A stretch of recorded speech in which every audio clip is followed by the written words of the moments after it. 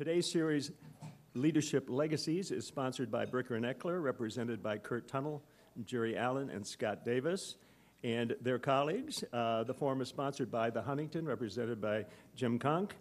I'd also like to thank our partner, Conway Center for Family Business. Please, let's thank all of them for their support.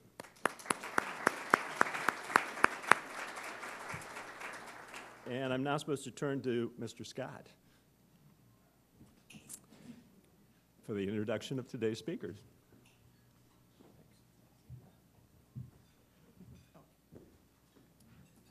Thank you, Rich, and good afternoon, everyone. I'm Scott Davis. I'm a partner in the construction law group of Bricker and Eckler.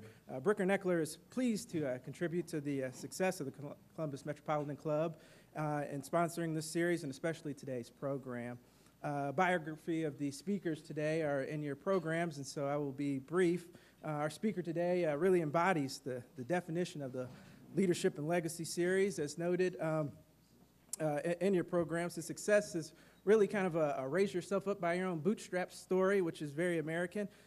He comes from the Wineland Park neighborhood in Columbus, Ohio, and from there he was a graduate of the Ohio State University, and he's gone on to design many of the great facilities that you see on campus, including the Jerome Schottenstein Center. I think we could attribute all the success of the Buckeyes to his building.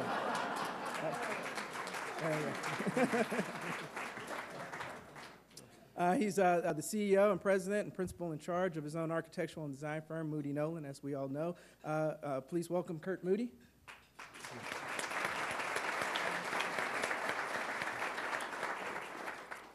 Also a Columbus native, our interviewer needs no introduction, certainly. A long-time member of the WBNS 10 TV family. She's now the Director of Community Affairs there. Please welcome Ms. Angela Pace. Thank you.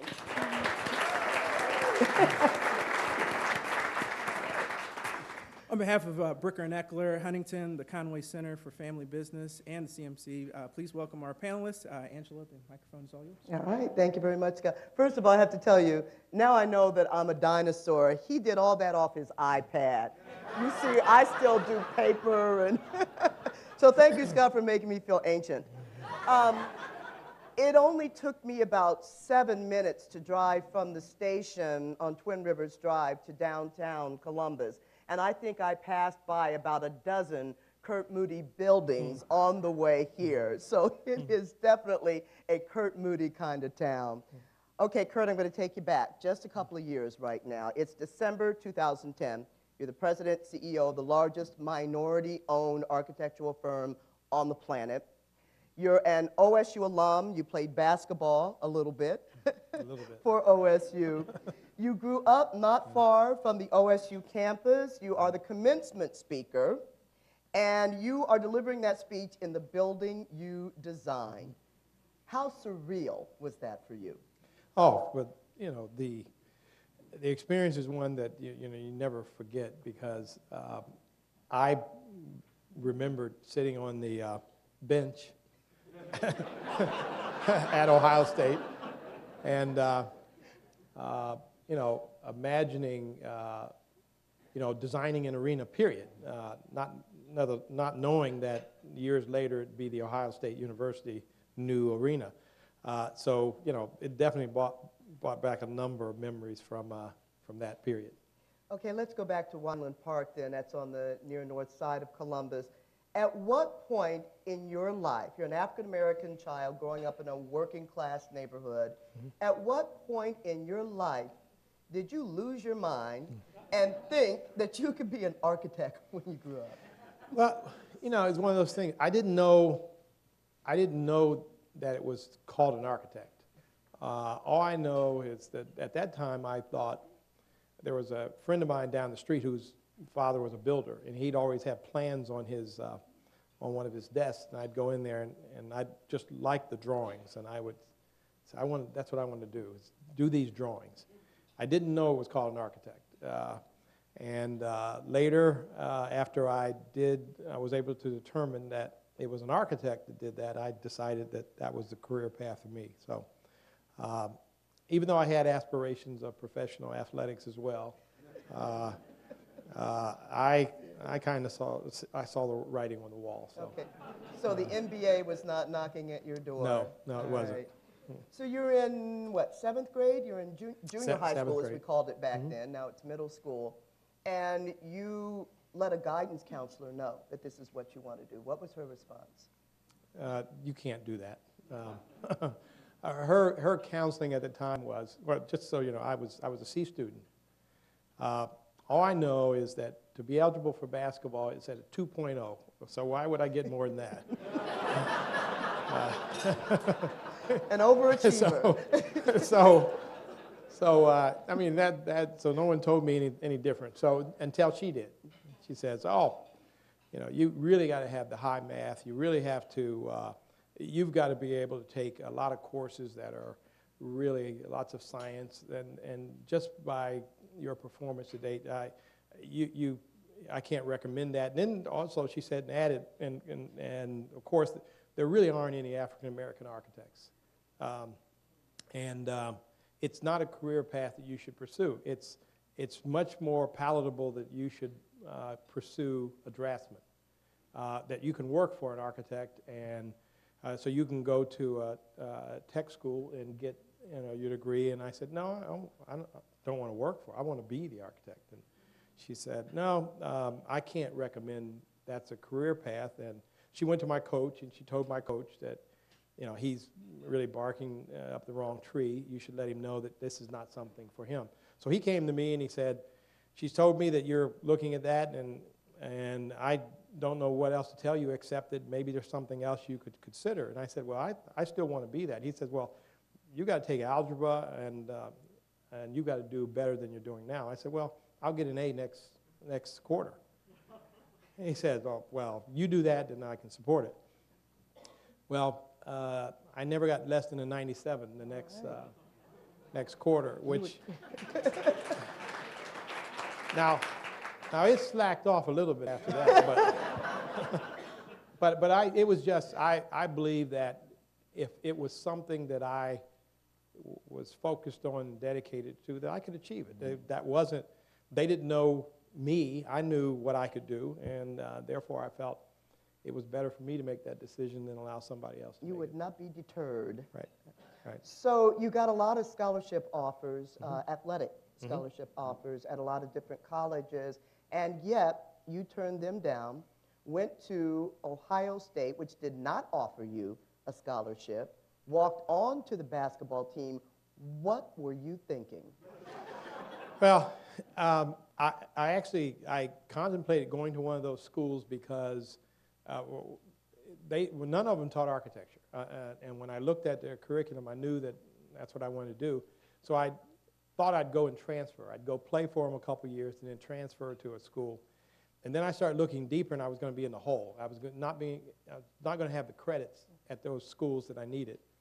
So I just turned them all down. Said, no, I know what I want to do, and I want to be an architect. So I had my coach call up Fred Taylor at the time, and he said, oh, we'll allow him to come out. We'll see what he has. And 4 years later, I still was on the team.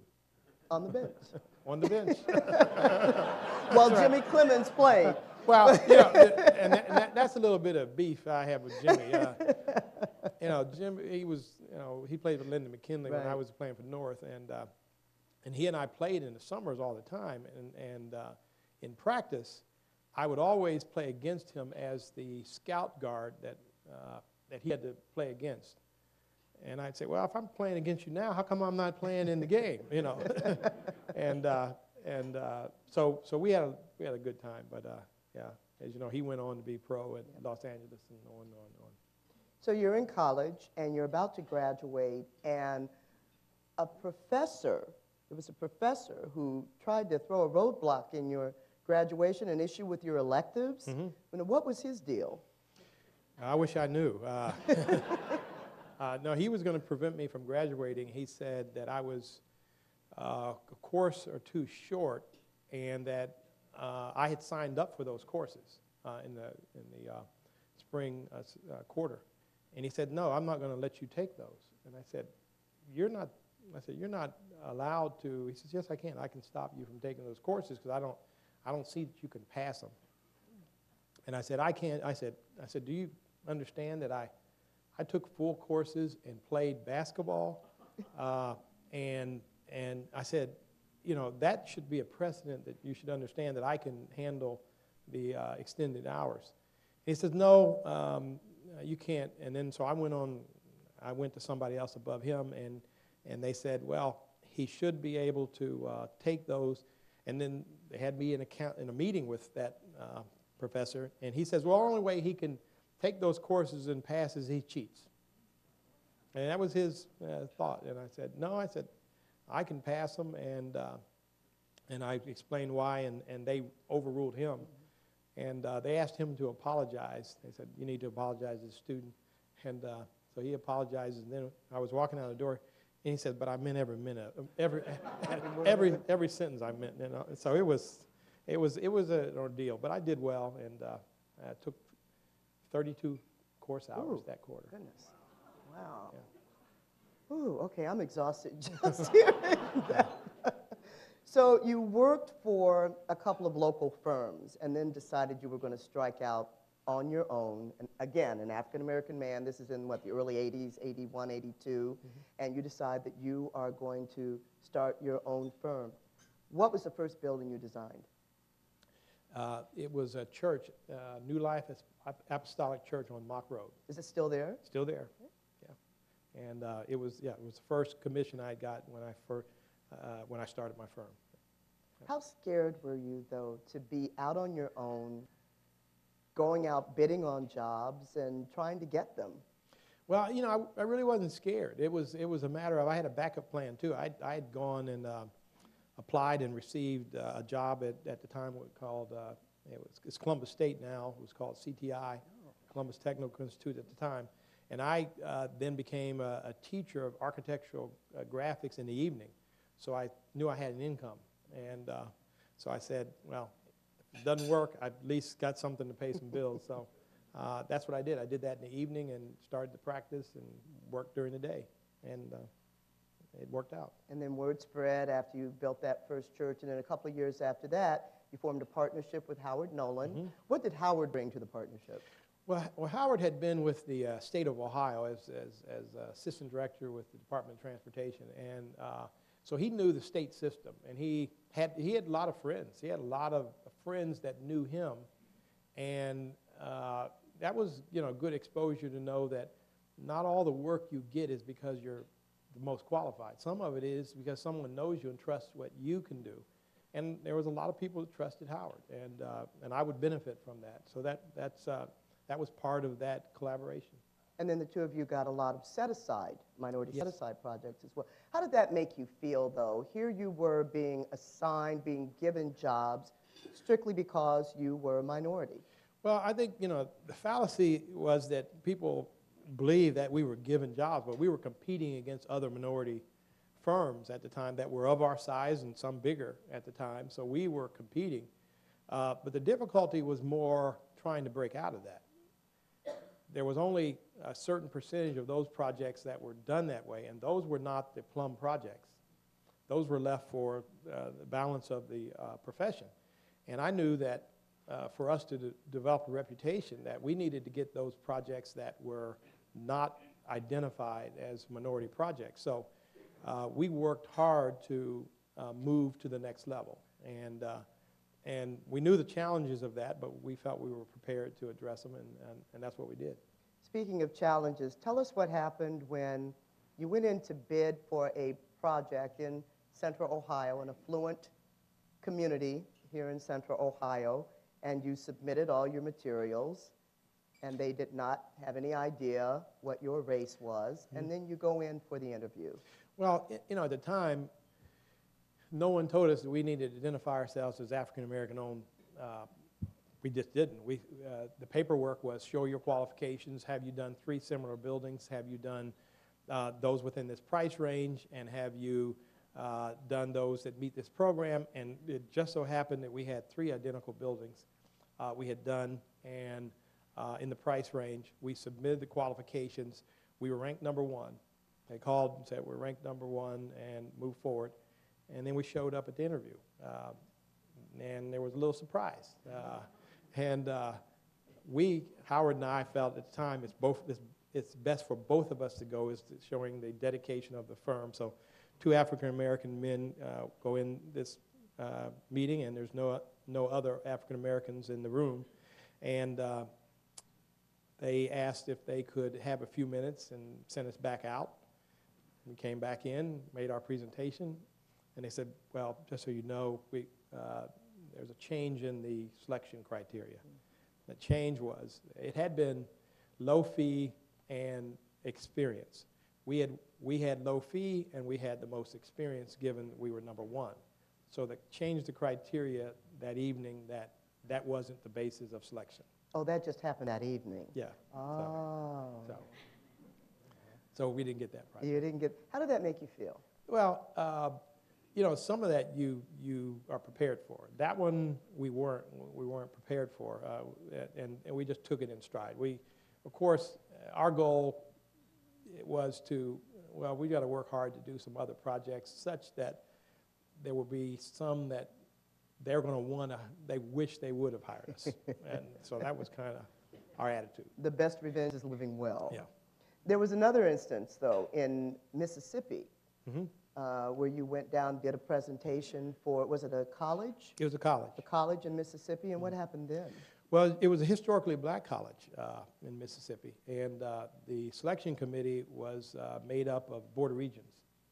And the Board of Regents is 5 non-African American, 6. And then they have 1 selection committee member from the university, which was African American.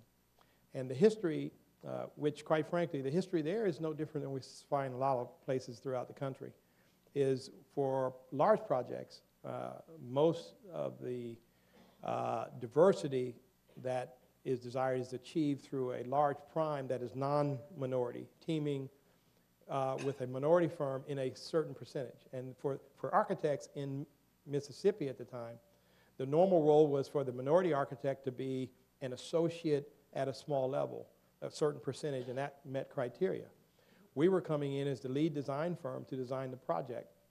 And, you know, that wasn't the normal protocol. So we made the presentation, we showed our work, what we had done, and the chairman stops the interview committee and stops us in as we're presenting, and he says, Mr. Moody, I don't mean to offend you, but did you really design all those buildings? And of course I said, yes, we did. Then we moved on. Well, fortunate we were awarded the project. So. But you're standing there.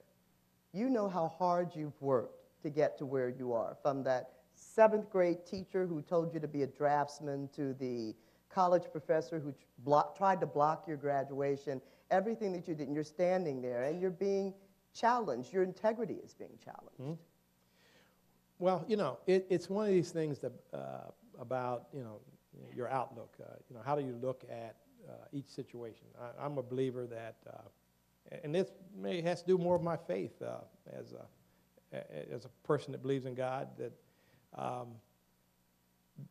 out of everything that is negative, there's a positive side of it as well. I would be the first to tell you I hate the negatives. I mean, I hate to lose. I think one of my strengths as somebody in this profession is that I transferred my athletics to the business. That is competition. I'm not afraid of big competition. I'm not afraid of gigantic firms that have great expertise. I still think we have something to offer that's different from them, that may be better for that particular engagement. But an attitude, you know, it is, I had to continue to think about not to let somebody else's opinion be the one what dictates what I do. And I think one of the difficulties here in 2013 is most would look at a business such as ours, and there's many other businesses that have parallels, that says, oh, you guys are doing very well in the market, so you don't see any issues. And here's a African-American president, so there has to be an end to any belief that there's any racial issues out there. Well, truth is there still are. And the truth is that some of it is not only with white society, some of it is with black society in this regard. Sometimes we found it is as difficult to prove to my counterparts that I'm qualified as a black architect to another black person, where they can't believe it. You couldn't have done those things. So, for instance, though the person that asked the question in Mississippi was white, we've seen occasions in which the disbelief is also from another black person who hasn't seen a firm in a lead role. And even though we have President Obama, still is not of the opinion that they should risk hiring us. And that's, in some cases, the way they look at it. They think it's a risk. So one of the jobs we have, in addition to proving our qualification, is trying to limit the risk, or the belief that there's a risk. And part of that has to be the more successful we can be, the more likely we can eliminate that. Well, speaking of successes, you were very successful through the 80s, more and more projects coming your way, and into the 90s. But what was the one big, fat job that changed everything for Moody-Nolan? Well, the Schottenstein Center is at the top. I'll give you an analysis of that. We actually had just completed the preliminary basketball arena for the Olympics in '96. We had won that project. In Atlanta. In Atlanta. We had won that and done that project. Not as big as the Schottenstein Center because it was preliminary, so it was a small arena. But with my background with athletics, I was really convinced that we were the team that should do that arena. But there were major, strong competitive firms, much more established than we were at the time, and there was reasons that they could have easily gone with them. My biggest problem was not, what's going to happen if we win. My biggest problem was I was trying to determine how could I deal with a loss in this one. It was more emotional. Because it meant so much to you. And I remember trying to determine, I can't cry in this interview. How can I?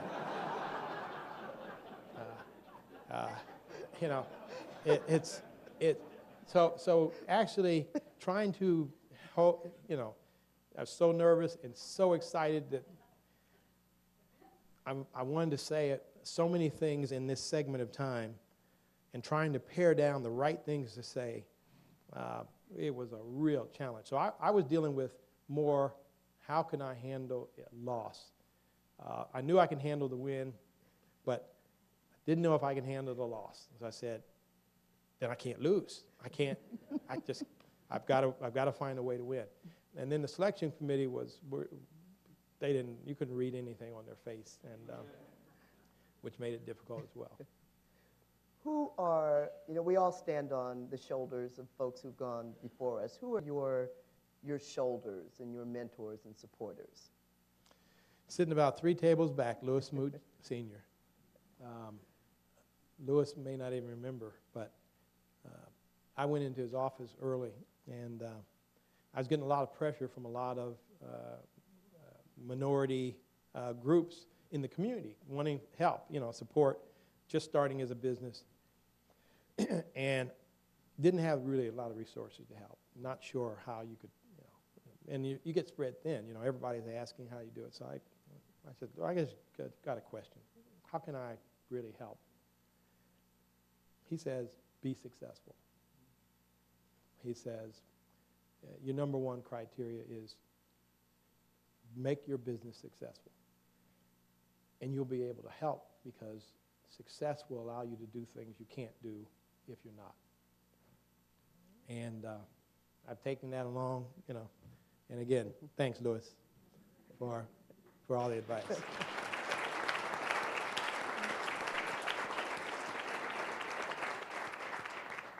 So you are responsible for about 1.5 million buildings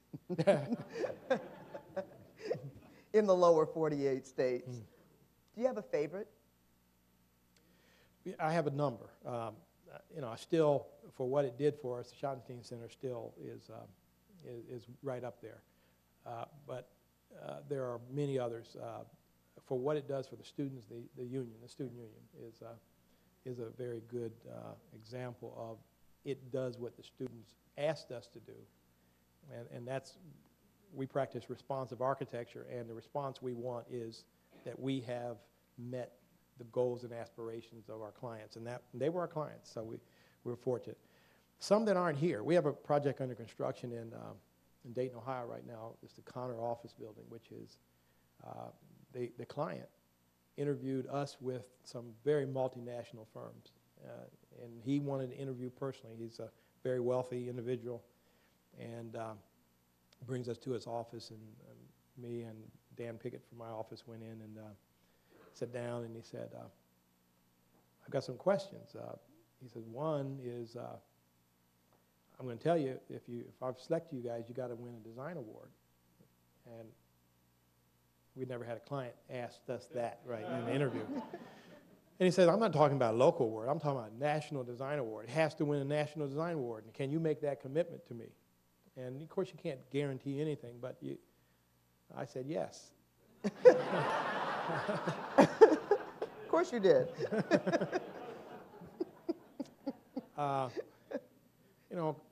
So not knowing how we're really going to do that, we worked very hard, but last year before it broke ground, we were notified by the Chicago Athenaeum that we had won an international design award on the Connors office building. All right. So we were able Not to bad.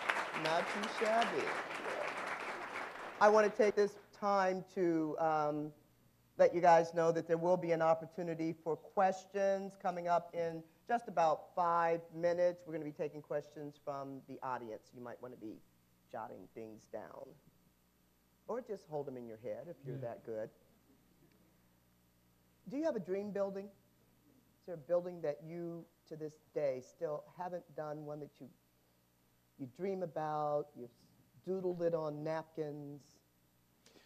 We do. We have a couple of them. One that we've done the concept for South Carolina. It's the International African American Museum. They're fundraising for it right now, and what that building will do for that community and us as a company is substantial. There's another one that is a dream building, quite frankly, and that has to do with something that we're pursuing locally. And it is we think we have created an idea for a new library for the Martin Luther King Center. If we're fortunate, that will set kind of a new standard for facilities around this area. But the difficulty is Columbus is not, as far as the most aggressive town when it comes to architecture. Columbus has been very conservative. When Columbus decides it is going to design a really aggressive, striking, iconic building, normally it's done by an outside architect. And so rarely is the chance granted a local firm to create an iconic building that is not just a building that functions very well and efficient, but is a piece of art. This is an opportunity, and we actually have conceptualized it and think it could be special. All right, I can't wait to see that one. You are now generational. Your son, Jonathan, has joined the firm. That's got to be very special for you, and I understand that you are already mentoring him in the ways of leadership. I just heard a little bird tell me he's part of the Leadership Columbus class right now going on. I know how tough that got to be. But how does that make you feel? I mean, here you started this firm. Was Jonathan even born when you started your own firm? No. He wasn't even born yet. Well, he was born when I was working. I was still, when I first started the idea, but I hadn't started the firm. And so now here he is working with you. How does that make you feel? It's good, but it was more a surprise. It was Elaine, my wife, and I, we both didn't want to push our kids to any career path. We decided, let's try not to push them one way or another. So Never heard a word from any of our kids as to exactly what they were going to do. You know, the middle son, David, was more, we thought he might be an attorney, but he ended up being an engineer. So anyway, we were at church one day, and they had past, present, future. And they asked Jonathan to speak of past, present, future. So he past, and talked about going fishing as a family, and present, he was at Northland High School. Future, take over my dad's firm.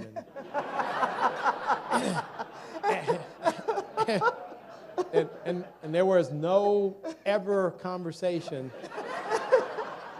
that he had an interest in architecture, let alone taking over the firm one day. So that's when I was told. Fortunately, he did. He stayed with it and went to Cornell and then off to graduate school at UCLA. So he's taking over the firm. I'm not ready to give it up yet. What do you think, since this is a Legacies luncheon, what do you think your legacy is going to be here in Columbus? Well, you know, I really don't know yet. What I hope it is that when, you know, you're done, you're moving on, and people think of you a certain way, it would be that I was honest and fair. You know, we all, in business, one of the toughest things in business is it's life. I mean, it's like life. You can't determine the course that you're successful every time you pursue a project, that you complete a project as you intended it to be. You have issues that come up that are not always yours, and you have to work through them, you have to solve them. The biggest challenge to anybody is not how you work through all the successes. We can all handle success pretty well. It's how do you work through the challenges that come day to day, and were you fair? Did you treat that person across from you as you wanted to be treated? And did you do it constantly, not just for that one opportunity because you could gain something from that individual? That they know you from, I got a problem, but I know he'll be fair. That's the legacy I'd like to leave. Well, I can honestly say that this has been more than a fairly entertaining interview. And so now, at this time, as promised, we're going to take questions from the audience. Columbus Metropolitan Club does record these forums for statewide broadcast on the Ohio channel, available on YouTube through the website. And so at the microphone, please introduce yourself. And we thank you in advance for not making long editorial comments. Thank you.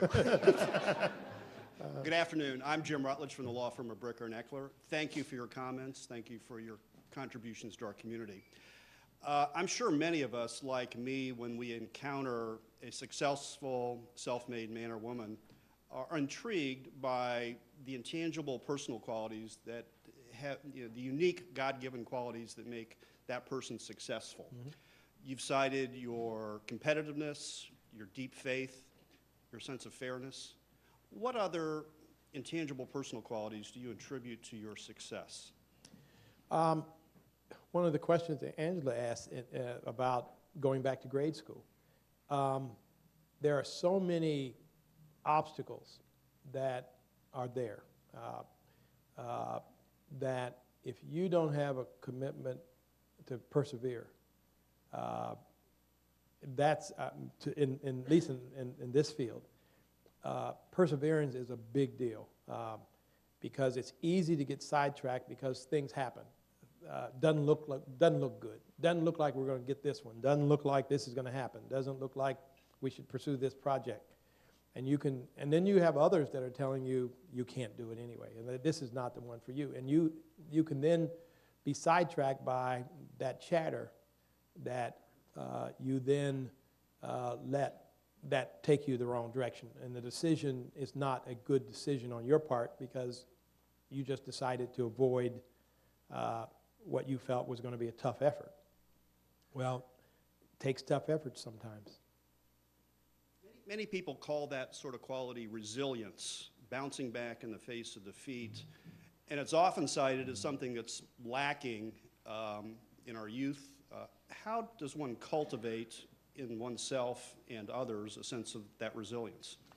Well, one of the things that when I spoke at the Ohio State University on a couple years ago at one of the graduations, something I brought up at the time, which I totally believe in, is I use the word balance.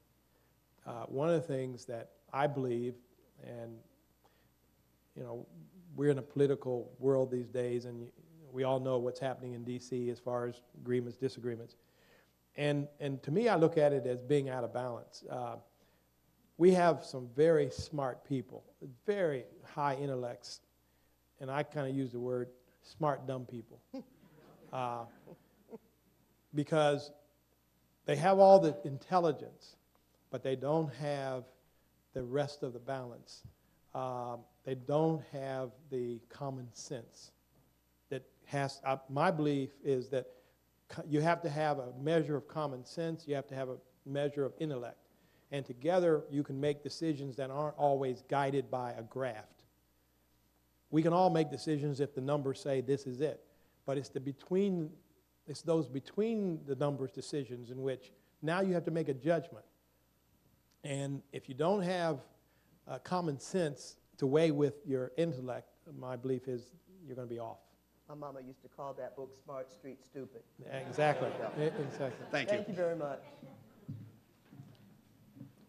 Bruce Smith, I'm a preacher and I'm paid to make long editorial comments. Not today, you're not. Only not paid very well. I'm also an Ithaca College alumnus, class of '73, and I noted that you designed the new athletic center. Oh, by the way, Ithaca has a much better view of the lake than Cornell does. Okay. I'm sure your son would agree with that. My question is, what are some of the challenges, what were some of the challenges of designing and building that new athletic center, given upstate New York's winters, and just the fact that school's in session? Well, you know, I mean, getting back and forth to Ithaca was a real problem. I mean, we had nights that we didn't make it back. I mean, we got stuck in Detroit or other airports because the winter was just terrible there. But what we found it to be a very good experience, you know, in upstate New York.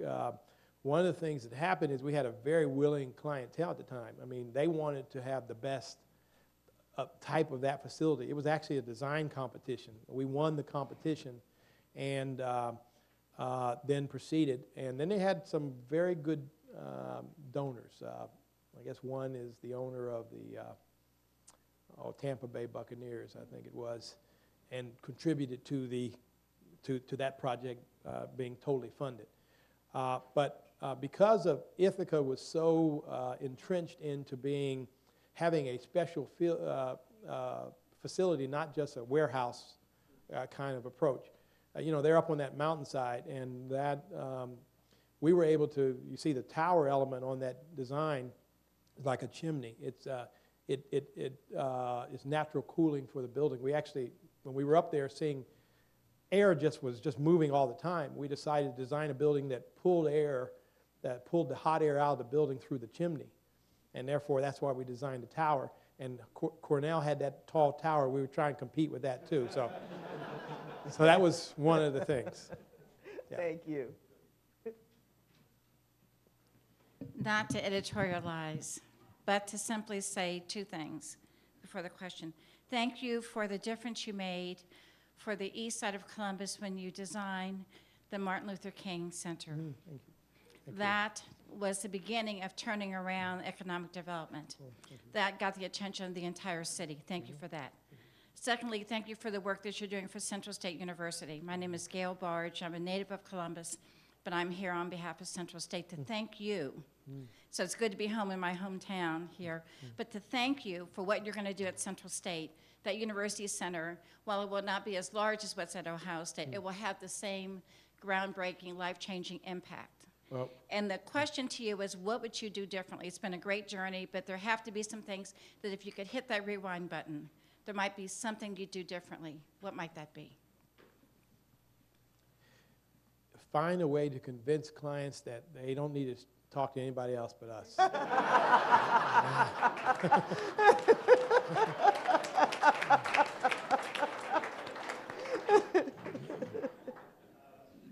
David Barker. Hey, Dave. Curt, as you've talked about the different campuses that you have worked on, and again, knowing that you have 8 offices around the country, how many, I mean, for all of our information, how many university campuses, because that seems to be kind of a theme that you have going, how many campuses have you worked on, and how many are you currently working on?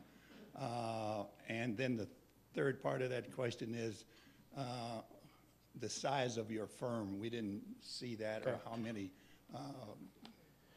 associates. Thank you. Good questions.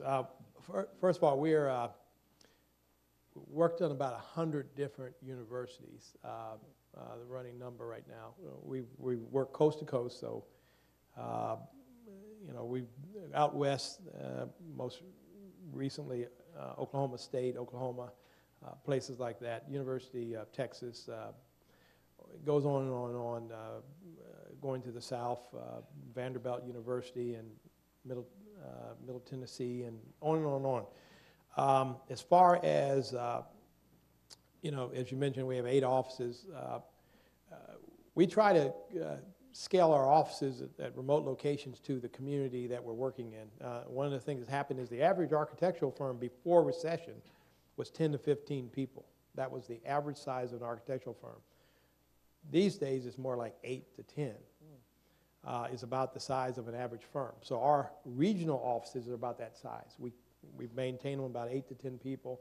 Nashville's a little bigger. We're bigger in Columbus, a little over 100. 170 plus to date. And we're rated by Architectural Record is in the top 100 firms in the country. I think we're number 69 right now. When it comes to, Dave, you talked about campuses that we're currently working at. We currently have under construction at the University of Wisconsin in Madison a second student union. We did their first one, which was a brand new building, and then they had a historic union on the lake that we currently have under construction. So that's one we have underway. We're getting ready to break ground on a new facility at Prairie View College outside of Houston.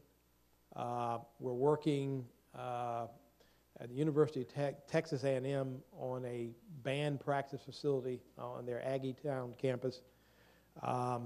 We're working in Pennsylvania. We just finished Lincoln University's new facility. We're working on a new business school at Westchester College in Pennsylvania. And there's a host of others, but probably maybe 8 to 10 different campuses we're working on at this moment. I see we don't have anybody else asking a question. I do have, oh wait, here comes Andrew. As a basketball guy, I wonder if you filled out your bracket yet and who you That's got in what your I Final was gonna Four. ask. Seriously, that's what I was going to ask him. Sorry, Angela. Well, I tell you, at our office, we have a running competition where you can fill out a bracket, which is like I think $3 to fill out a bracket, or you can have you have 3 for $5. I have 6, and I do Curt Moody 1, Curt Moody 2, Curt Moody 3. The first one is by the heart, and that is what I want to happen. I got Ohio State winning, period. Second one is maybe. I got Ohio State in the Final Four. The third one is probably what the pollsters say are the best seeds and all that. And then another one is going to be what don't I think should happen? And put that one in there. So I try to cover. I haven't won yet doing that, but And that'll have somebody like St. Mary's. yeah, running, that's right. That's right. But I'm in the process of I'll have them done by tomorrow, noon before it all There you gets go. started. And full disclosure, when I called Curt last night, he was watching basketball. Yeah, So, yeah, Rich? yeah. Thanks, Angela, and thanks, Curt. Has Thad claimed or given you any credit for his amazing success over the last several years? You know, it's got to be the shot. We tell them that Or the the lights bench. are designed only for OSU athletes to be able to see the basket clearly.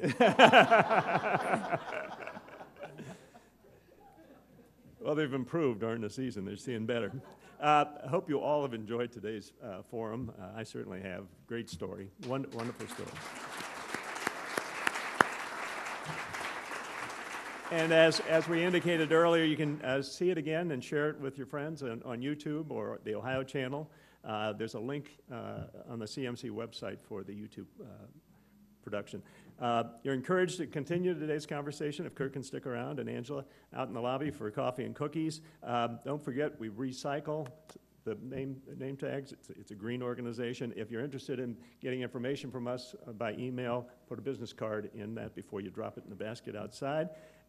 Be sure to register for next week, where Dr. Gee will not be talking about the Sisters of the Sick Poor. And sorry, I had to do it. Once more, let's thank our sponsors, Bricker and Eckler, Scott Davis for his comments, and particularly and the Conway Center for Family Business, but particularly our speaker, Curt Moody, and our wonderful moderator, Angela Pace. Thank you all for being here. Come back next week and enjoy the afternoon.